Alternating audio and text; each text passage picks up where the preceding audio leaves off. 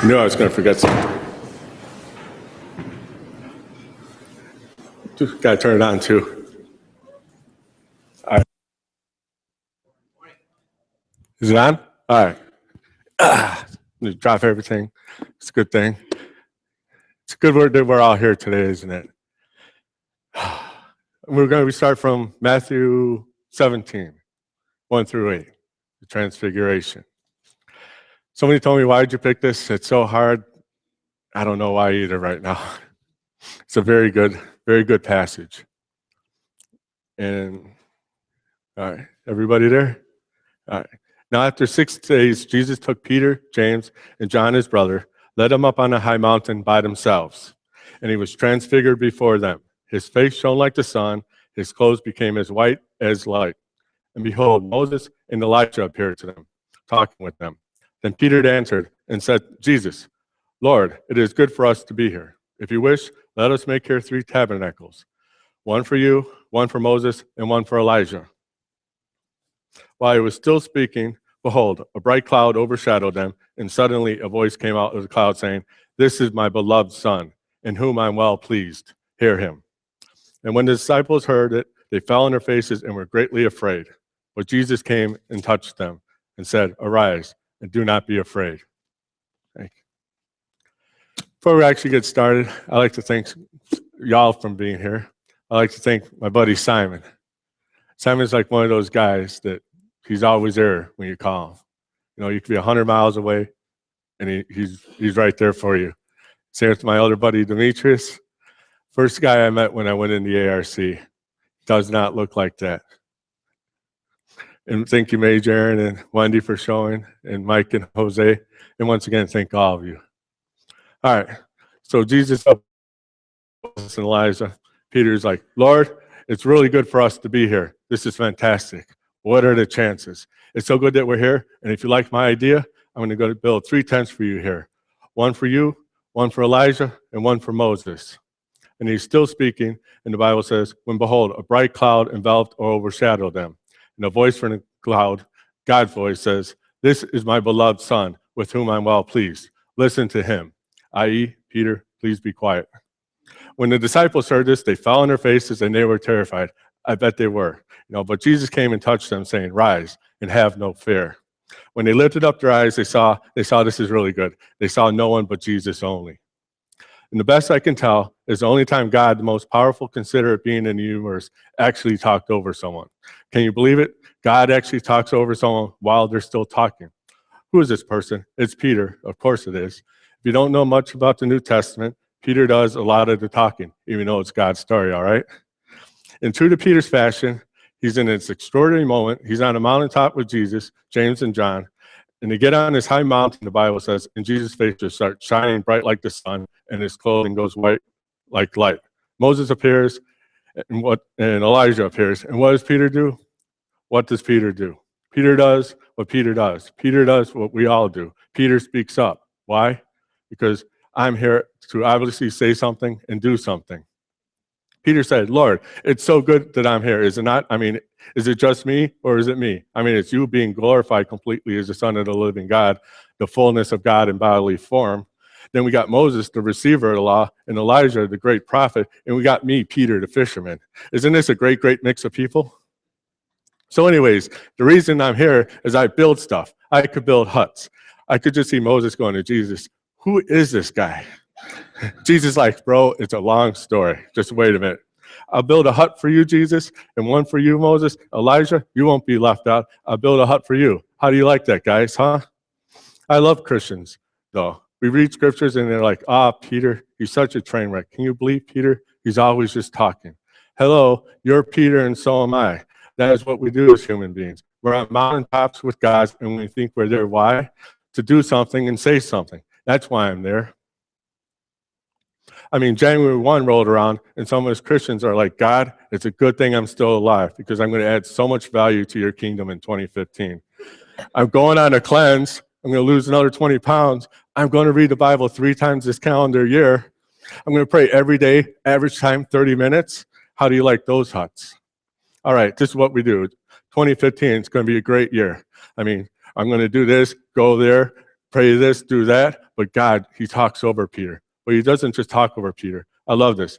He doesn't just talk over Peter. He sends a fog, like he blinds him. And I could see Peter in the fog. Hello, where'd you all go? And God's like, much better now. By the way, fog does not stand for favor of God. Little Army acronym there. How great is this? While Peter's talking, he gets blinded by fog, and God talks over him, and he doesn't even let him finish his sentence. It becomes incredibly apparent whatever Peter's currently saying, God is completely disinterested in. Fair enough? Is that fair? God's like, nah, Peter, you need to be quieted. And I'm not even going to put a period on this. I'm going to cut you off with fog and my booming audible voice from heaven. This is my son in whom I'm well pleased. Listen to him. The next time we see Peter, James, and John, they're all in their faces. And James are like, Peter, you idiot. Before we go any further, let's make some observations. First of all, you have to understand Jesus is a Jew. He's a Jewish Messiah. He's sent to Israel to redeem Israel, to save them. Now, obviously, the redemption offered to Israel is not offered to all of us. Often, though, we have to engage Scripture with the Jewish mind and thinking. There are a couple of observations I'd like to make here. The writer Matthew says it was after 6 days, which means after 6 days, they went up on a seventh. 7 is a very significant number to the Jews. It's a number of completion and a number of wholeness. And all three synoptic Gospels record this event, the moment of transfiguration experience. Matthew and Mark both say after 6 days, but Luke's account starts with about 8 days. Now, many atheists will try and use that discrepancy to say that God doesn't exist. They can't get their stories right. It's all made up. What we have to understand here is the cultural context. Dr. Luke was writing to the Greeks, and he was inspired by God. And there was a Greek saying back then that went about 8 days. What they were saying is, about a week. What is Luke doing? He's inspired by God to engage the Greek listeners, while Matthew and Mark are writing primarily to a Jewish audience. So God inspires different writers in different ways. 44 different authors, 66 different books, different audiences, different inferences, but it's all completely inspired by God. Going on, it says, Jesus' face shone like the sun, and his clothes became white as light. Why is that significant? If you were taught the Torah growing up as a young Jewish boy or girl, you were taught about this parallel that is explicitly being shown here. There was another great leader that the Jews looked to. His name was Moses, and his face as well was bright with light. And there's a profound and fundamental difference between Jesus and Moses. In Exodus 34:29, Moses was coming down the mountain. It says, now it was so. When Moses came down from Mount Sinai, and the 2 tablets of testimony were in Moses' hand, when he came down from that mountain, that Moses did not know that his skin of his face shone while he talked with them. And the story goes on, and the glory or the brightness of Moses will actually fade. It's imperative what is being said here to the Jewish people in this passage. Notice, Jews' face was shining from within, while Moses was shining out. What is being said here is very implicit. He is telling the Jews that the one who has come is greater than the law. He is a fulfillment of the law. And his glory is from within because he is the fullness of Godhead in a bodily form, and he is the promised come Messiah. And that's significant. Now as we go on, why Moses and Elijah? Why not Abraham or David or Ruth? There are all kinds of great heroes that they could have been there. Why Moses and Elijah? First of all, Moses and Elijah had very significant roles in Jewish history. Moses was the receiver of the law, and Elijah was a great prophet. Both Moses and Elijah had great moments with God on mountaintops. And we just read about Moses on Mount Sinai. Elijah had a moment with God on Mount Horeb. And there are many similarities as well. Moses and Elijah both died mysteriously, or some say they didn't die. Moses, the Bible said, was buried by God. So God did the funeral all by himself. He was walking one day, and God just buried him. That's very mysterious how they put it. Guess how Elijah died? It says he walked with God, and he was no more. So young Jews are taught as if they didn't die. They were just taken by God, which amplified their role in the history of Israel. They were larger-than-life heroes representing the law and representing the prophets. Now Jesus in his magnified, glorified state, in the essence of who he is from within, being manifested out to his skin, even on his clothes, and who would come to talk to him but Moses and Elijah. The message is clear to Israel that there is one that has come that has fulfilled the law and fulfilled the prophet, and he is greater than Moses, and he is greater than Elijah, and he's Jesus. In this magnanimous moment, Peter does what humans do. He speaks up because he thinks he's there to say stuff and do stuff because he's Peter. Which brings us to an all-important question. Why are Peter, James, and John there? That's a pretty valid question, don't you think? Why are they there is clearly not why Peter thought they were there for. By the way, it's also a really important question and is relevant to you and me today. I think the same reason why Peter, James, and John were on that mountain, in essence, is the same reason why we are here today. Why are we included in God's story? Why are we included on God's team? Why are we included in God's disciples? Why are we alive in a time when we're given the scriptures? Why do we even get to read about this fabulous story on the mountaintop? The same reason Peter, James, and John were there is the same reason we are here today. Why are they there? Peter thinks the primary reason is he builds stuff and he can talk. Clearly, he missed the point, didn't he? God blinded him and quieted him. Okay, point taken. They're on their face and they're terrified. Why are they there? I think we could pick it up why they're there in just the first few lines of the account. Listen to the language. 6 days later, Jesus took Peter and the two brothers, James and John, and led them up on a high mountain by themselves. Listen, and he was transfigured before them. Like, Jesus, could you have set them down ahead of time and just explain to them that your face is about to turn like a laser light? What is transfiguration? Transfiguration is Jesus' essence from within being seen without. A moment of Jesus declaring his deity and his messiahship. The disciples are going to be the key witnesses about Jesus. They're going to help the church be birthed and grow throughout the lands. Okay, guys, count to three. I'm about to be glorified. How did this all go down? They're walking up this mountain, and all of a sudden Peter's like, whoa, like, Jesus, could you give us a warning here, please? He's transfigured before them, and his clothes go white as light, and he appeared to them. Notice, he appeared to them. He is transfigured before them. Peter, James, and John, them. Why are Peter, James, and John there? To watch, to look, and to listen. They're to witness something. But didn't you want us to do anything? I build huts. James is good with money. We could put in modern terms. Peter's like, Jesus, you transfigure, I'll configure the huts. We make a great team. No, the transfiguration is for our transformations. John 14:7 to 9. If you had known me, you would have known my Father also. From now on, you know him and have seen him. Philip said to him, Lord, show us the Father, and it is sufficient for us. Jesus said to him, have I been with you so long, and yet you have not known me, Philip? He who has seen me has seen the Father. So how can you say, show us the Father? Do you not believe that I am the Father and the Father in me? The words that I speak to you, I do not speak on my own authority, but the Father who dwells in me does the works. If we know Jesus, we know God. We will be transformed by Jesus through God. And we need to live like him, love like him, and our joy comes from him. And then we have been transformed. Please hear me. Life is not so much about what you could build, but what you can witness. We're to be witnesses. They were brought on that mountain for the same reason we're here today, to witness something, to see something. But if you're like me, January 1st came along, and I was ready to line up all the huts I was going to build for God this year. You call them resolutions, I call them huts.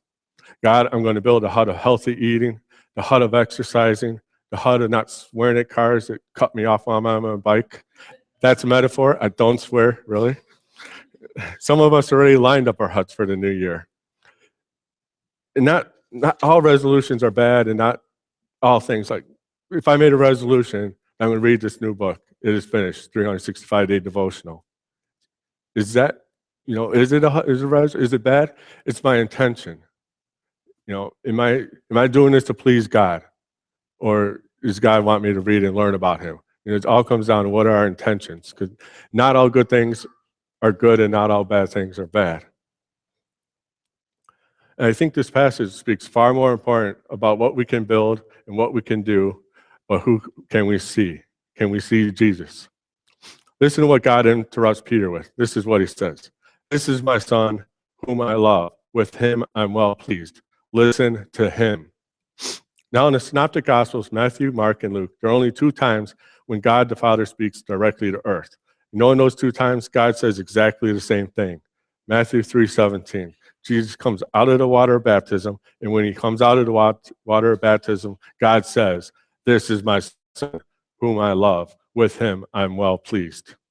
Now to the Mount of Transfiguration. Peter's talking. He's got an idea. He has a resolutions. He knows how to build. He's going to help God, and it's going to be amazing. But God interrupts him. "This is my Son, whom I love. With him I'm well pleased. Listen to him."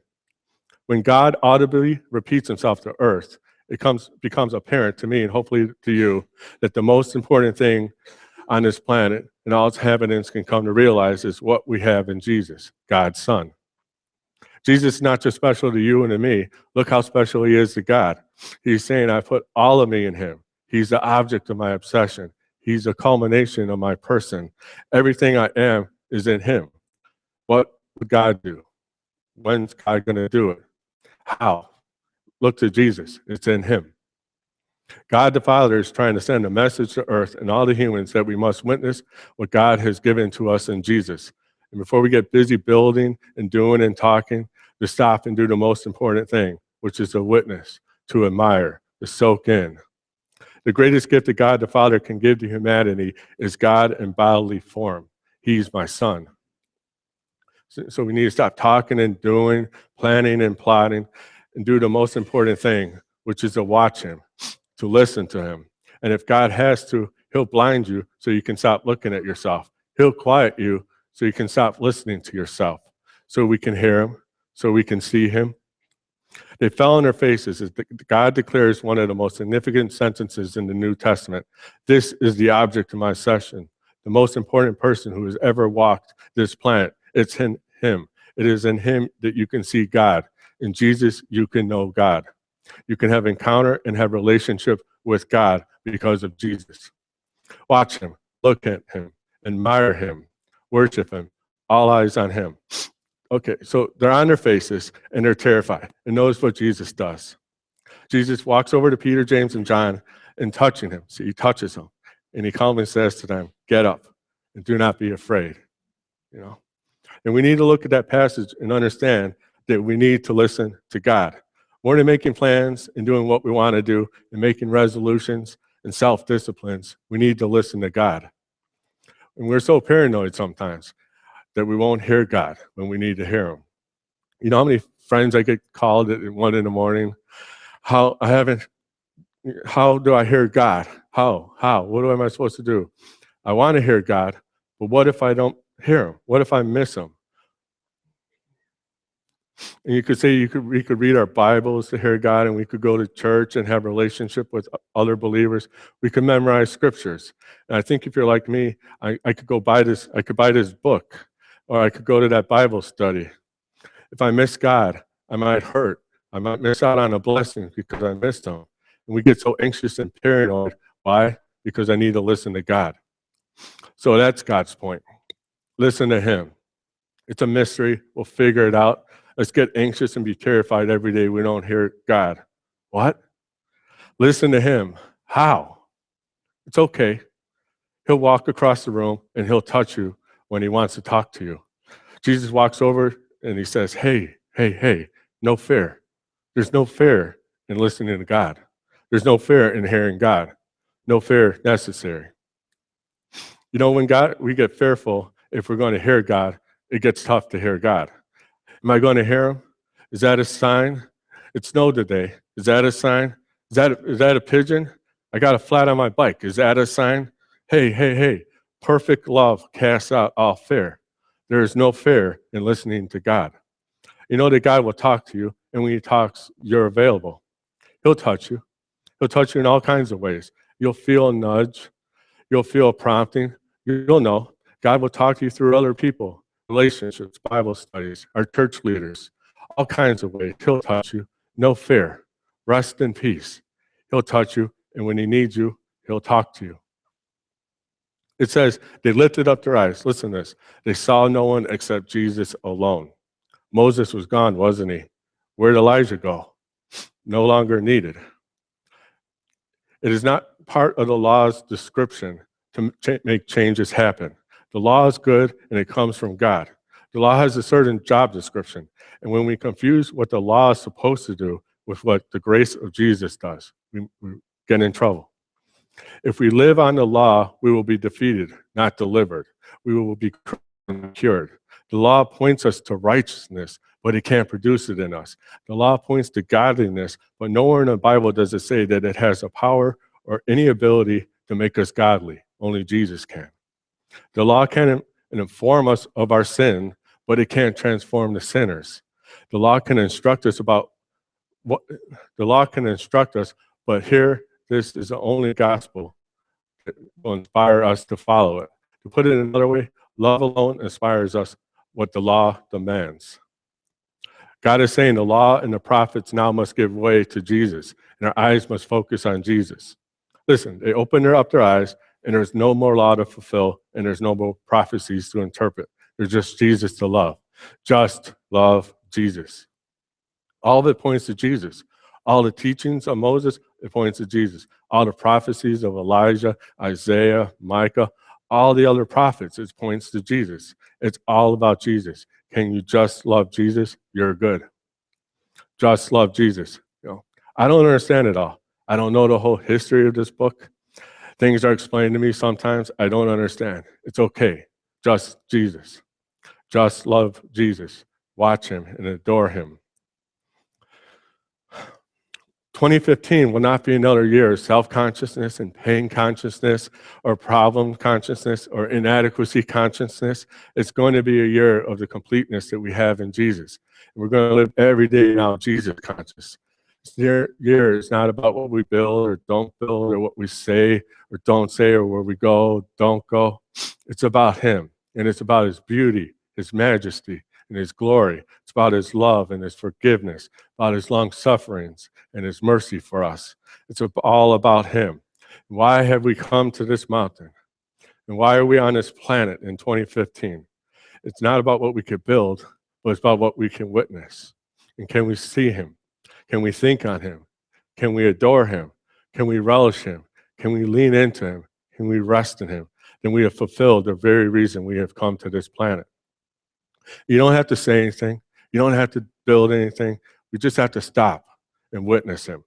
You know what comes right before this passage? It's Matthew 16:26.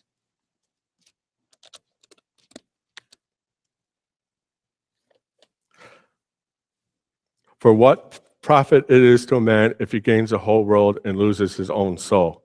Or what will a man give in exchange for his soul? I'm for our goals, your family goals, and to be healthy and to be prospering in the year, that your businesses grow. But I got to tell you that all the money in the bank and my big biceps, at the end of it all, it's not what's going to satisfy my soul.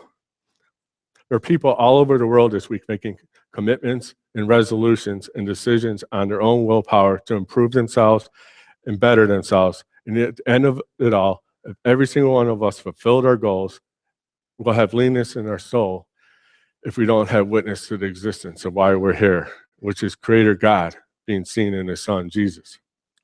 And we've all met someone who's been at that pinnacle. They're at the top of their game, whatever they're doing, and they're just empty inside. And I tell you, whatever you do, if you're a pastor, be a pastor, but do it with all your heart. If you're a cook, be a cook. If you're a teacher, teach. But at the end of it all, if we don't know Jesus, we're empty. And the whole point is in Jesus. Do we know him? Have we seen him? Maybe this year we can make less resolutions and more revelations of Jesus. And whatever we do, they should let it flow from that point forward. And I pray that we can all understand God's abundance. So many Christians are living a just enough life when we serve a more than enough God. This just enough mentality is if God just wants to give us enough to get by to keep us humble. That is inconsistent with his nature. He's a more than enough God to get by. He's an abundance God. And it possesses more than enough, and it'll fill eternity. So when we ask of our God, who says, seek and you will find, knock and the door will be opened, ask and you shall receive according to your faith. I pray, friends, that this year our faith will be a reflection of God's abundance. He's more than enough. You know, as we enter our response, I like to actually read Ephesians 2, 1 through 5. Let's see.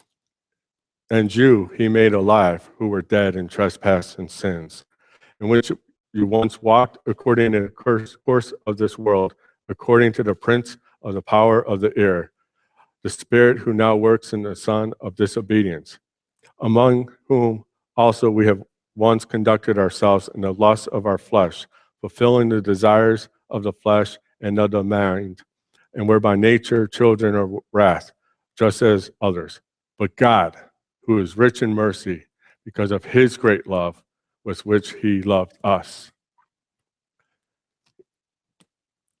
Thank you. You know, this is a time we could all pray together. We could get in small groups. We could come up here. You know, so many, God's great mercy, you know, it's what it's about. So many of us have given it all to God, and then sometimes we take it back. We take pieces back. We put it in our pocket. Like God can't see what's in our pocket today. You need to leave something and give it back to God. We could do that here. You know, is there